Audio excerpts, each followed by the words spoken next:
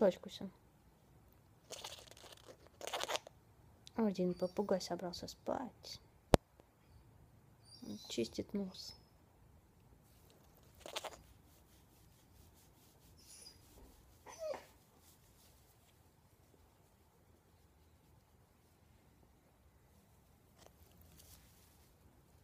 Там почесать.